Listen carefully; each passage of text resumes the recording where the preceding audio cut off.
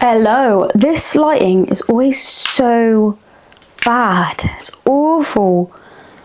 But the outside doesn't even give me any light, look. Excuse the bad lighting, I've just came back from the gym. Life's good. And 2026. I feel like all of 2025,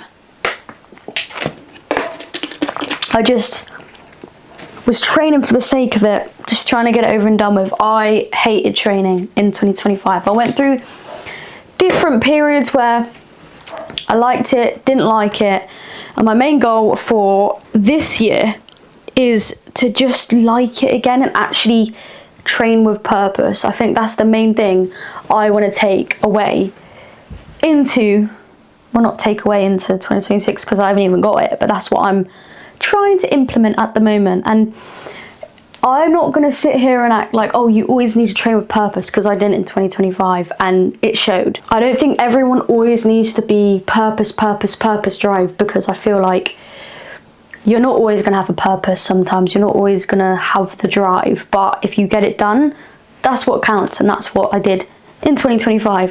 2026, I'm going to train with purpose, and I just want more progression, a lot more progression with my physique. If you train with no purpose, the results just, you don't have that oomph. You do it, but you don't have that like extra push that will get you to where you want to be. That's what I'm heading into 2026 with, because it gets boring. It gets so boring when you just turning up, training, and then it's just, do you know what I mean? It was such a habit for me. I did lose that drive for it, and obviously I want that drive back and that purpose, like I was saying. But also, like, this is another good reason to building the habit of going to the gym. And again, it doesn't mean 7 times a week, can be 2 to 3 times a week and you'll still get great results, but it means that you can kind of move your focus into other areas of your life.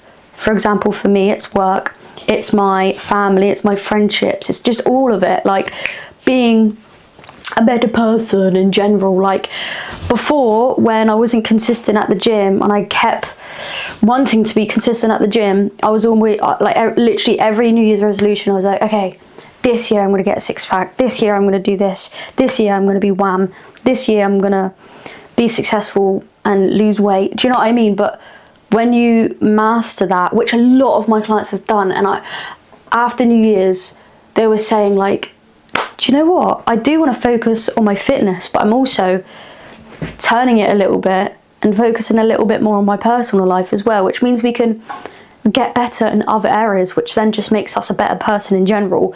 And it's honestly such a good freeing feeling, because you know you've ticked one off and you just need to kind of carry that consistency a little bit, which does get easier, by the way. If you're worried about like consistency and all that, like, does it always feel hard? It doesn't always feel hard. It's sometimes, like for me last year, it was a bit of a drag. Like I didn't have the purpose, but it doesn't mean it was super hard for me like it would have been at the start. That's all I'm going to say on that. It was a pretty good session I just had. I had a push day, which has been my favorite for like over 2 years now. I feel like that term can complicate people, because I remember the first time I heard like push pull days, I was so confused. If you are new to the gym, just focus on like whole body days, upper body days. That's it. When you start to build the consistency, go to the gym 2 to 3 times a week, your cushy, then you can start going deeper and deeper and deeper into different splits and all of that. But we don't need to focus on that at the moment. If you're worried about all these terms and all of that, slow down, take a chill pill. You genuinely just need to focus on being consistent over 3, 4, 5, 6, 7 months, just doing 2 to 3 sessions a week. Honestly, I'm going to put some results here, because Kira, for example, well, she's now doing 3 sessions, but she was doing 2 sessions a week. And we've done that over a long period of time, and she's lost 10 kg. And within the gym, she's getting stronger. We're learning new movements. We're learning barbell movements, which if you're a woman going to the gym, it's so intimidating. Like, that is so intimidating. And she's ticking all of that off. That's just all from chilling the hell out and not like raising the bar ridiculously high. Like, we don't need to do that yet. There's steps to it. Do you know what I mean? Push day. Welcome to my push day, darlings. I've actually regressed on incline bench press. I basically fucked my shoulder up about a year and a half ago, 2 years ago, and I still get the consequences of it now. So next time you try to be a pleb, just think twice, okay? Because even now, like even about 6 months ago, I added plates, and then it just started to feel a bit weird. But that does not mean that I'm still not like getting the benefits from doing this movement. I'll literally just rep the bar out until I physically can't move it anymore. Also, if you do want to have a more masculine upper body and you just want to look sexy and have a great upper body, you need to do some sort of press, okay? It doesn't need to be a flat press. I got a lot of benefits from doing a flat press, but I would recommend more of an incline press. Decline presses, bin them off, okay? But this movement here is so nice. This machine's great.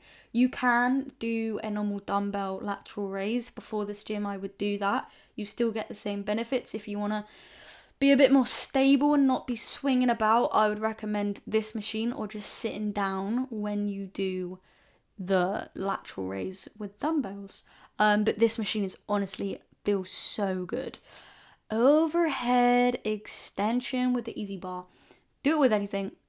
If you want to do it with a cable, if you want to do it cable dumbbells, you can do skull crushers laying down with dumbbells or with easy bar.